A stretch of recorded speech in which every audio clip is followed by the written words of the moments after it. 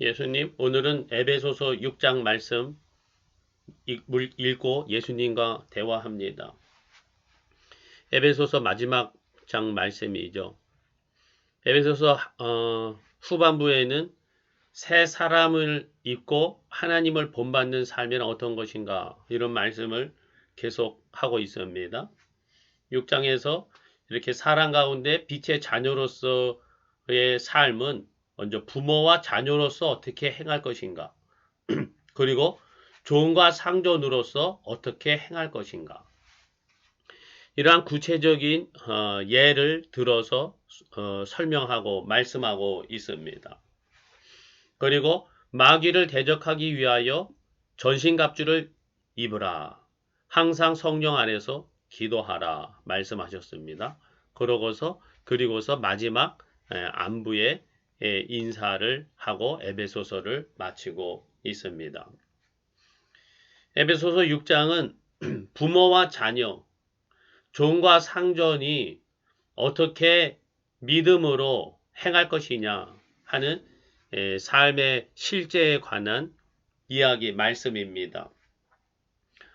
흔히 부모에게 순종하라, 이것이 옳으니라, 이것을 강조하죠.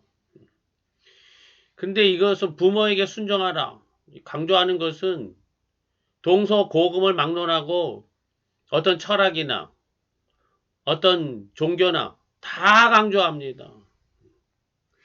부모에게 순종할 필요 없다. 부모는 부모대로 알아서 살고 자식은 자식대로 부모 말 뭐 중요한 게 아니라 네 맘대로 살아라. 네 생활은 너는 네가 알아서 책임져라. 뭐 이렇게만 말하는 데는 없어요. 부모에게 순종하라. 다 이렇게 말씀하죠. 다 강조하고 있습니다. 또 종은 상전을 기쁜 마음으로 섬기기를 주께 하듯 하라. 사람들에게 하듯 하지 말라. 그렇죠. 예.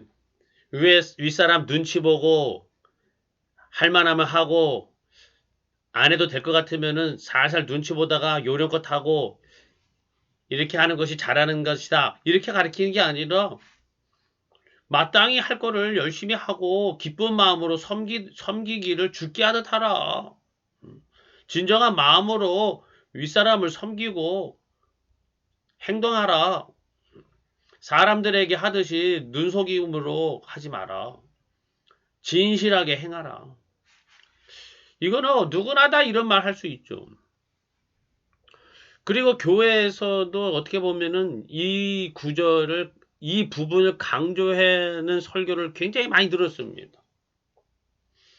그런데 오늘 이 에베소서 6장에서의 이 생활을 어떻게 할 것이냐에 대한 말씀에서 세상에서는 참 찾아보기 힘든 말씀을 보게 됩니다. 자녀를 노엽게 하지 말라. 상전들아, 위협을 그치라.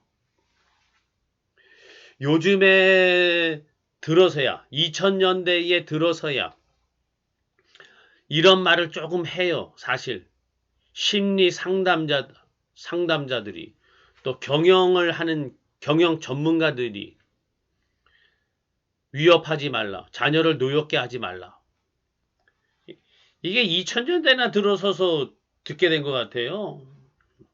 1900년대 후반까지도 대학에서 공부하고 대학원에서 뭘 배우고 할 때에 이런 가르침이 구체화되지는 않았던 것 같아요. 하물며 1세기입니다. 1세기. 예수님이 십자가에 달리시고 그다지 몇 년 지나지도 않은 1세기. 로마 시대. 이때에 뭐 사회적으로, 철학적으로, 인권이라는 이러한 시각이 지금에 비하면 말도 안 되죠. 그때의 이 1세기의 이 사상과 인권적인 개념으로는 상상도 할 수 없는 이러한 말씀이죠. 자녀를 노엽게 하지 말라. 상전들아, 종들에게 위협을 그치라. 와, 이게 예수님의 복음, 하나님의 가르침이란 정말 시대를 초월한 참 진리의 말씀이구나. 이런 것을 다시 한번 마음에 느낍니다. 나이나 지위, 계층 이런 것을 내세워서 강요하고 억압하고 이러한 행세를 하는 것을 하지 말라. 참 예수님의 이 온유와 겸손이라는 것이 이런 것이구나라는 것을 새삼 느끼게 됩니다. 그리고 어떤 사람이든지 정말 철딱서니 없는 자식일지라도 아무것도 모르는 하찮은 종일지라도 진정으로 한 사람으로서 존중해주는 이러한 삶을 살아라. 참으로 온유하고 겸손하고 타인을, 다른 사람을 진정으로 존중해주는 그러한 사람이 진정 구원받은 사람이다. 새 사람이다. 나는 새 사람이 되었습니다 하면서도 사람을 무시하고 예수님의 온유와 겸손으로 행하는 그러한 마음이, 그러한 눈이 없다 그러면 정말 내가 구원받은 거 맞는가? 다시 한번 자기 자신을 돌아봐야 될 것입니다. 이런 생각을 해보게 됩니다. 예수님. 자녀를 노엽게 하지 말라. 상전들아 위협을 그치라. 예수님, 이 말씀 저뿐만 아니라 정말 이 땅의 모든 사람들이 마음에 이 말씀을 새기고 예수님을 따라 사는 새로운 삶이란 무엇인가 마음에 깊이 새길 수 있게 해 주세요. 그리고 이어서 전신갑주를 입으라. 왜 전신갑주를 입어야 되느냐? 모든 일을 행한 후에 서기 위함이라. 저도 설교하는 입장에서 전신갑주를 입으라. 이 내용으로 몇 번의 설교를 했던 기억이 있습니다. 이런 설교를 한 것은 마귀 사탄의 괴계를 깨뜨리고 싸워 승리하고 하나님께 영광 돌리기 위해서 큰 승리자가 되기 위해서 승리의 영광을 돌리기 위해서 하나님의 전신갑주를 입으라. 여기에 막 초점을 막 맞췄었어요. 막 그리고 전신갑주를 입으라 막 가슴이 퍽 차오르고 이랬었는데 오늘 말씀에서 새롭게 눈에 들어온 것은요. 모든 일을 행한 후에 서기 위함이라. 모든 일을 열심히 했는데 자빠졌어. 쓰러졌어. 패배했어.